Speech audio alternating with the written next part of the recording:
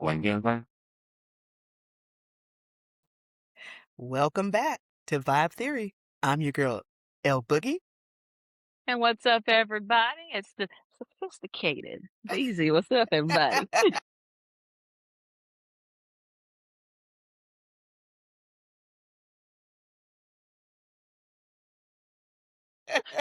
Gotta bring it. Gotta bring it. I mean, this is the good one. Yes. This Today it's worth we're it. It's we're worth doing it. something that we've been sitting on for a minute now, right? It's a Yes. hypothetical versus battle. Yes. Oh my goodness. So listen, now the versus format, it usually pits two people that folks assume are rivals, but we're just doing it different, guys. We've picked two artists. A lot of people would call complete opposites, or they would say they are complete opposites. This is Beyoncé versus Usher Raymond, baby. Yeah. So one gets framed as the queen of spectacle and reinvention. The other is the smooth R&B lover man, the dancer, the showman. So these are different lanes, right? Which you would say that this is probably different lanes for both of them. But here's our theory on it, though, guys. It's the whole reason why we're doing this episode. They are not opposites. This is what we're going to be trying to prove to everyone. They are not opposites. They're built the exact same way. Same obsession with song construction. They have the same relationship to delivery. They also have same understanding that a performance is a piece of architecture, not just a set list. The same command of the production pieces of it, the actual craft of making the art.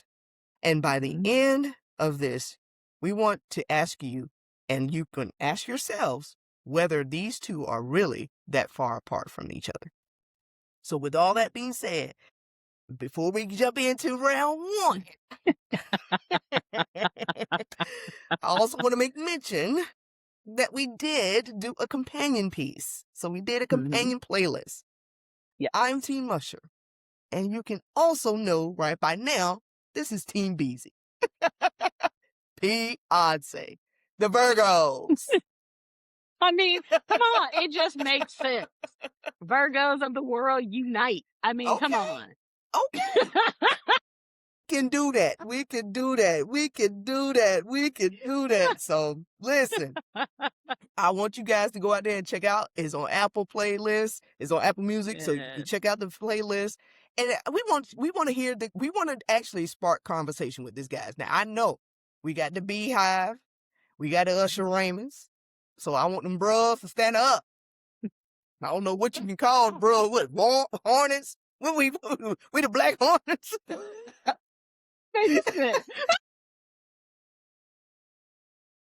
Well, y'all got a Beehive. What Usher, man? You gotta tell us what you want to call. What you want to call it, man? I mean, look. I'm just calling them bros. I mean, you've already proven my point already. I mean, he has no name. No followers. Don't have to have that. We're not followers. That's the whole thing. We're not followers. Just listeners. No. Don't trust it. Don't trust it. No, don't trust it. And see, with that, that's why we gotta lay some ground rules. We're gonna have to do some quick ground rules for this take-home match. Guys, listen, Vibe Theory family, this is a hypothetical battle. Swizz and Tim have not reached out to neither one of us. No, this is all for fun. This is all for fun. All for fun. Nobody's getting dethroned today. No. Friendly competition between That's right. Who love music. That is just strictly what it is. And it's not to say that we don't like Usher, and it's not to say that don't like me. Yeah. That Boogie doesn't like Beyonce. So it's just friendly competition. You know. I love the Beehive. I love Beyonce and what she stands for. Trust. But honestly, what Versus really was about is when we was in quarantine, everybody just being able to showcase and show music, show the people that we love, our playlists, and really just to build community. And that's exactly what Vibe Theory is all about as well. Exactly. So we just decided to do this hypothetical guide just for fun. Just for fun. But now, if they want to, y'all can tap and holler at your girls. Crafted. I mean, I see they just had another verses. You saw they had another verses the other night. I heard that they did. I think it was, who was it? Was it Raphael Sadiq? No, it was not. It was not. BZ, it was not. Who was it? You ain't gonna do no Raphael. I could have sworn I thought that's who it was. Who was it? No, it was The Game and oh, that's right. The Game and shoot. Somebody else I don't care about. Yeah. Can't even think about it. I can't even think. Okay. I can't even think about it because Boogie, I've been without internet for the last 2 days. I don't even know what happened here in Phoenix, where my area has been without internet for the last 2 days. So I have been disconnected from the world. Right. It's been tough.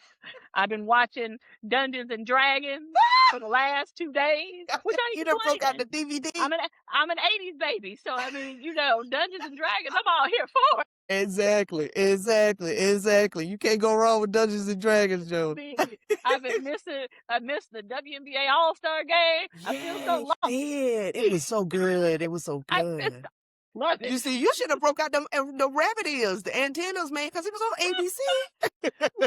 I would have had to go to Walmart or somewhere to see who actually has them. Okay? Dollar General got it. Look, ain't even a Dollar General like 10 miles away from me. Oh, my goodness. And I'm not going to ask about the Family Dollar, then. If you ain't got no Dollar General, you sure ain't got no Family Dollar. No, man. I mean, seriously. I'm just like, it was a struggle. But you know what? I connected. I mean, I read a book. Okay, so well, it was you good. You did ground yourself. You did ground yourself with tangible things. Right. Yes. So, I'm not going to complain. I mean, I connected. So, but you know what? But that does not ignore what we did. And it was YG who that versus battle was against. YG. Okay, yep, so YG in the Game. So against the Game. So that was old and new? You could say it that way because YG is a newer artist. Right. So the Game is like early 2000s. So I would say old and new. And again, I stand by what I said before. 2 artists that I don't relate. It does not compute. I don't even know a song by the Game, and I definitely don't know a song by Young. I Hate It or Love It. That was like one of his big ones. I like that one though. That one was pretty dope. Hold on.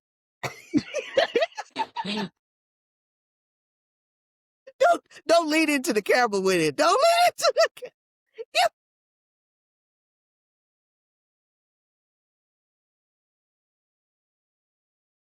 Yep. She don't lead into the camera. I said what I said. I mean, again, it's like, for me, give me relevant. Give me artists that I connect with. Beezy, we ain't gonna connect with all of them now. Connect with all of them, but at least can I get an artist that had more than maybe 2 hits? That's all I'm asking for. And that's why we're doing this hypothetical. That's exactly why we're doing this hypothetical. Now, Swizz, if y'all want to reach out and talk to us, kind of brainstorm some stuff and toss some things around, throw a couple artists out there, let us know. That's all I'm saying. Let's all we get some real artists out there when you're comparing these versus battles. Exactly. When they did Stephanie Mills and Shaka Khan, that was good. Granted, Shaka Khan was a little okay. But Steph was there though. Stephanie was there, and she, helped her sister. You see what I'm saying? It wasn't about tearing down nobody. It was really just sisterhood. And when they did Patti LaBelle and Gladys Knight, that was like sisterhood. Or even when you had Keith Sweat in his all white in Thunder Ground. Or you can't go wrong with that Keith Sweat in that all white. I'm Can't go telling you, though. wrong. Yeah. Right, exactly. So and so that brings us back to here's the framework for this particular hypothetical. Exactly. Because it matters, guys. We're keeping this contained to 2001 through 2016. Okay? Just look at that framework. For Usher, that's starting with 8701, the album where the My Way Kid becomes the man who is running the genre. All right? Mhm. Keep that in mind. And for Beyoncé, that's the same window. So it's from the tail end of her Destiny Child's run, right? Through her first wave of her solo reinvention. Yep. Closing it out Dangerously in Love. with Dangerously in Lemonade Love. in 2016. So I think this Yep. is this 15 years that we're looking at, a span of 15 years, right? Yep. So we're not looking at the last decade for either of them. Again, this is a nice little 15 year window span that we're looking at. Mhm. Okay? Because it applies apples to apples, and it's looking at the same era of the culture. All right? 4 rounds. So, yeah, let's build the backstory first, and then we can fight. So we're going to start with his dossier. Okay. All right. Usher Raymond. He was born October 14th, 1978 in Dallas, Texas. He was raised largely in Chattanooga, Tennessee, then in Atlanta, which becomes a whole origin story. So we're gonna circle back that. Y'all put a pin in that with that. Make sure you remember that. Okay? He was discovered as a teenager around 13 through a talent show and an audition run, and then he was signed to LaFace Records in Atlanta. Yep. The L.A. Reid and the Babyface Machine that shaped so much of 90s and 2000s R&B. Yep. Now, for context, we're going to give you a pre-window here. Now, Usher came out in 1994. My Way came out in 1997. All right? So by 2001, he was really no longer considered a rookie at that point because he already had 2 profound albums down. Yep. Okay? So 8701, 2001, it continues to open the bell. It comes out with You Remind Me. You Got It Bad. Yeah. Yeah. All right? Okay. So then you got Confessions, 2004. The monumental Diamond Certified. Yeah. Yeah. 4 #1 singles. Yeah. Burn, Confessions Part 2, and My Boo. 4. That's just what the papers say. There's actually more. Not the papers. That's what the papers say.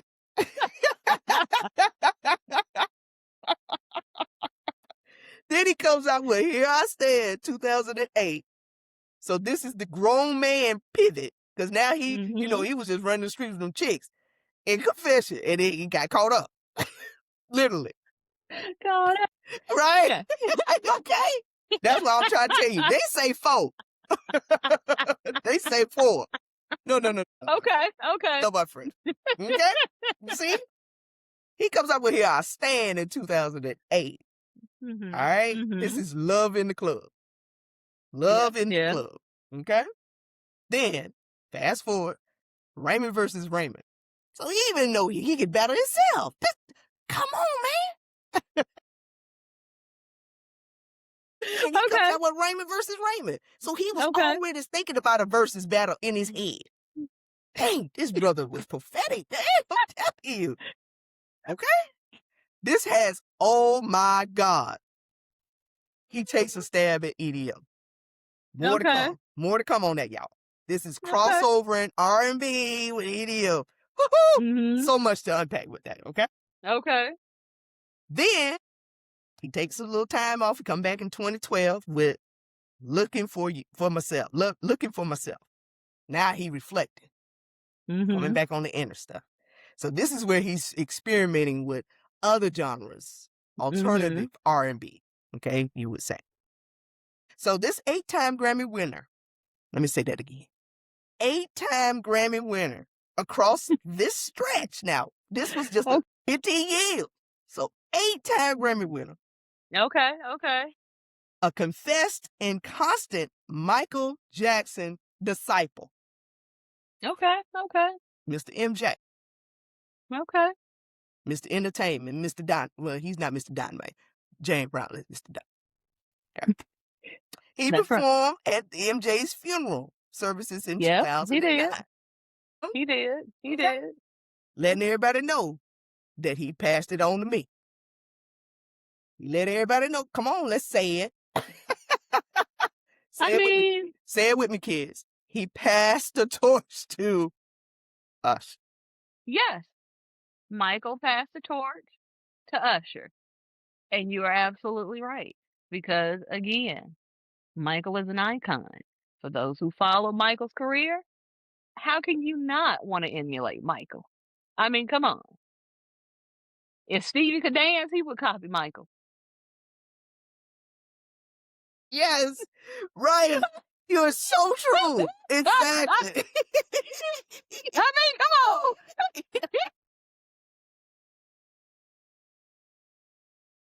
Tell you. I'm just You're saying. absolutely right. Just saying. Okay. I'm just saying.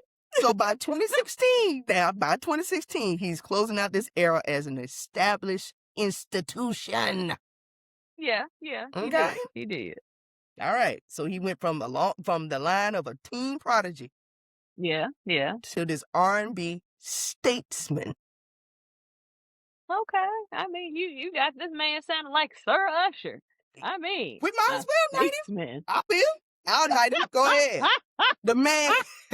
Y'all gonna stop. Y'all gonna put some respect on this man's name. This is Usher Raymond. Oh my goodness. Okay, you know so easy. Go ahead. Do your thing. All right. Let's talk about your girl.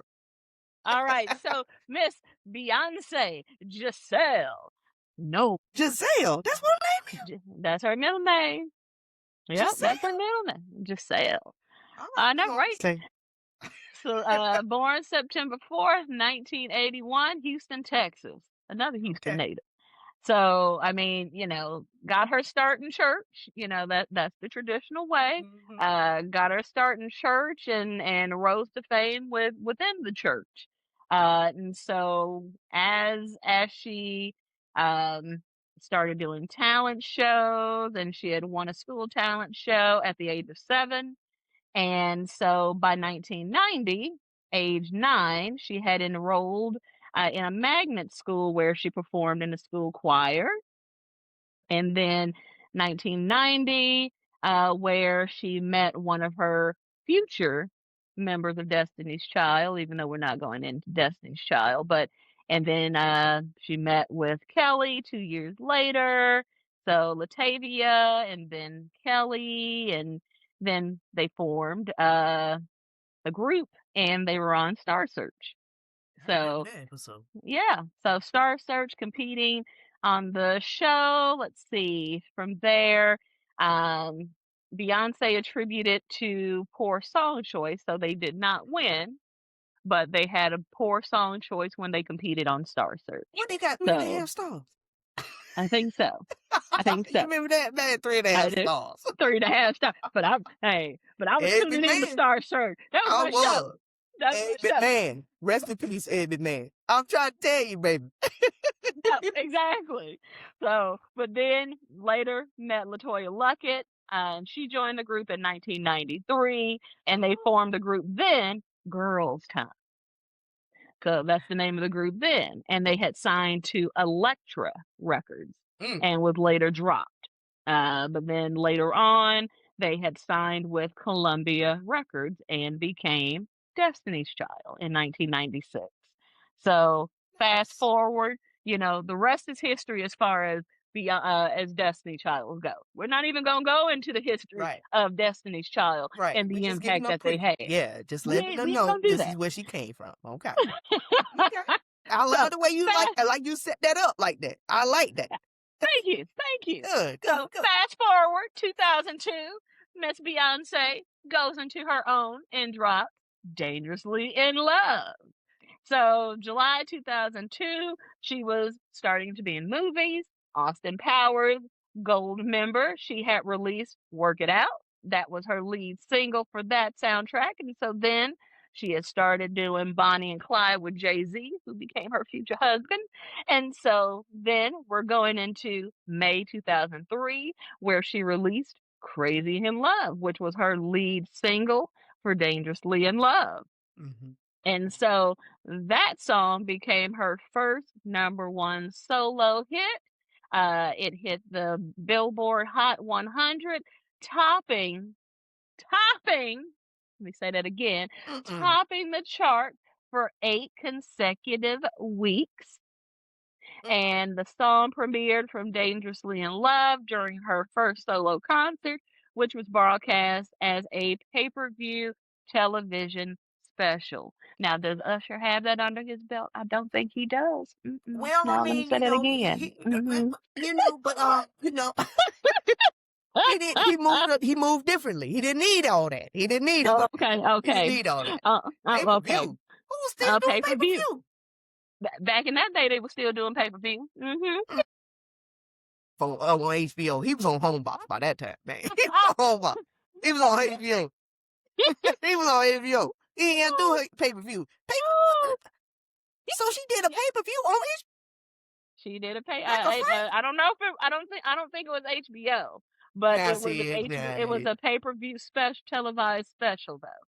And released 10 days later, the album debuted at #1 on Billboard 200, selling 317,000 copies in its first week. The second single, Baby Boy, spent 9 consecutive weeks atop Billboard Hot 100. Me, Myself, and I, Naughty Girl, both peaked within the top 5. Dangerously in Love earned Beyoncé 5 awards at the 46th Annual Grammy Awards. We got to go there. Let me say that one more time. 5. Yes. Okay. 5 off of the album. First album. First solo album. Okay. So 5, including Best Contemporary R&B Album, Best R&B Song for Crazy in Love, one of the best-selling albums in the 21st century. Yeah.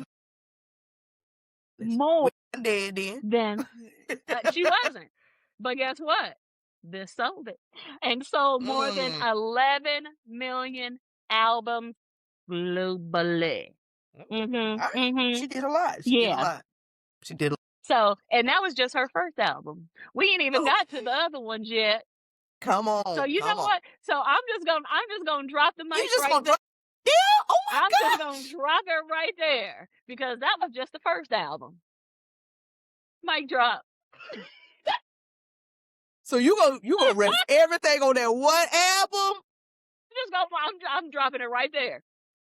I'm dropping it right there because we ain't even got to the other albums, and she won awards for those too. So you talking about Confessions and what you won with those? Guess what? We got 5 with just her first. This though, okay. So you just said she won all those awards, but he is diamond certified. Yeah, you think that she one ain't album? diamond? She ain't diamond. Beezy, they would say that in her bio. I didn't hear you say that. I didn't hear you say it. You know what? Let me pull it up. Let me pull it up for you. I'm pull it up for you. The papers. It's what the papers say in this case. It's the paper. It's the paper. It's the paper. It's what the paper said. Okay, it's the papers. If it ain't in the papers, honey, if it ain't in Dear Habit, y'all remember Dear Habit? Boy, we are telling our age right here. This is what she has. Okay, so you got one up on me on that. She has diamond certified singles, but not a whole diamond certified album. Yep, you got me there. You got me there. You do. So Dangerously in Love is 7-time platinum. I Am Sasha Fierce is 7-time platinum. Beyoncé, 6-time platinum. B-Day, 5-time platinum. 4-time platinum. Lemonade, 4-time platinum. So you got me there. You got me there. You do. You do. You got me Because there. she would have led with that if she was, the whole album was diamond. She would have led with that. Because when nobody come out the gate first time, whole album just diamond off. But Usher Raymond did. That's okay. That's okay. Usher. They crescendo on that thing. Usher. That's why that dude do that, man. This boy, whoa, God. Okay, all right. You got me there. But okay. But you know what? But at the end of the day, what we can say with this competition, with these two artists, yes. what we can confidently say is that both of these artists are going to be in the Rock and Roll Hall of Fame when they are first nominated. Absolutely. When they first go on that voting ballot, they are both going in instantly, unanimously. Absolutely. So, absolutely. Hands down. Because absolutely. both of them don't are do no icons. Trickery, ritual. Both of them are icons in their own right. Exactly. So, but yes, you got me on that diamond certified. But that's okay. This is my boy. That's okay. This is, listen, where the bros at? Okay. Stand up. Y'all, where y'all at? Y'all need to stand up for your boy. That's okay. Usher been putting it down. Usher been putting it. Usher baby. Usher baby. That's why that dude said, listen, this dude here, man, y'all don't understand. Is that dude, man? I'm telling you, big things come in small packages. You know, he's not this big, 6'3" dude, 300 some pounds. He's not that. Look at James Brown. That's why they call him Mr. Dynamite. This kid was a small dude, but he was big. He was bigger than life. Yeah, he was. Mike was a tiny guy, but he was bigger than life. Yeah. Yeah. And I mean, and you know what? And I'm going to be honest with you. Looking back at, just looking back at all of Usher's career, I'm going to be honest, starting from Many Ways, his very first album, looking back, there was something special there. Oh. And knowing that he was going to have a lasting career because he was taught right. Yes. And he emulated the right artist but also credit to the times when he started as well. So that's part of it too. Because, depending on all of the artists that he emulated and I'm going to assume that's what I'm going to say. I'm going to assume that the artists that he emulated, Michael Jackson, mm-hmm. Babyface, James Brown, mm-hmm. Those are artists who wanted to romance you. Those were artists who wanted to sing to you, set up the scene, and on top of that, showmanship. Exactly. And hence why he has this lasting career. Absolutely. And that's credit to who he followed. Mm-hmm. Because I mean, signing with LaFace was probably one of the best things that he probably could have ever done in his young career. You're absolutely because he had Babyface to be able to mentor him. Mm-hmm. Because, Babyface coming from a singing family and starting at a young age too. I mean, he wasn't as young as Usher, but being able to teach him and mold him, that speaks volumes. Mm-hmm. Because I mean, to have a lasting career, you need to know what you're getting into. Absolutely. And I want to say that it's probably people like him that helped Usher to be the Usher that he is today. You're absolutely spot on with that assessment. Usher builds records like a craftsman. He used that pocket. Mm-hmm. He stays in the pocket. Yeah. He's big on groove. He's big on hooks. He lets the record breathe around those vocals. Yeah. And Beyonce, she builds like an architect too. So there's no shade and no taking from her. Yeah. her layers and stacks on her own harmonies, that's something that Yeah. Usher did as well. But Mhm. Beyoncé was able to do it and form it in a different shape.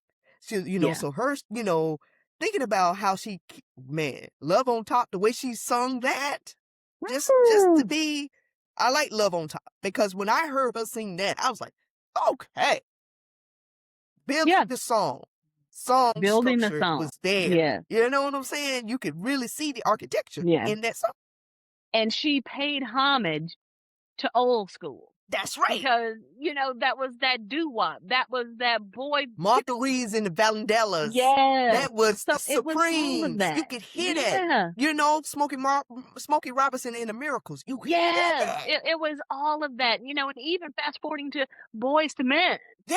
so Mhm. and New Edition. Yeah. So you had all of that incorporated in Love on Top. And that's Yes. one of my favorite songs by her. I love that one. Because it was Hmm. just a feel good song. Song. And for those who grew up with loving 80 hip hop groups like full force Full Force and House Troop. MDs, and Yeah. Troop. Hmm. You really gravitated to the song, and that's Exactly. why it's one of my favorites. Right. And like you said, the layers that she put with it and the octaves that she went up to, Stacked on because voice. it's a difficult song. I've tried Yeah. doing it in karaoke, and You can't. it's a good song. Exactly. That song She's is using tiring. everything of a vocal Yeah, track. She's using her whole body to sing this yeah, song. Man, yeah. And we're going to stop the show right here, everybody. So make sure you tune in next week to catch the other half of this versus battle. So again, this is Beezy. Make sure that you protect your peace and keep the faith. Peace.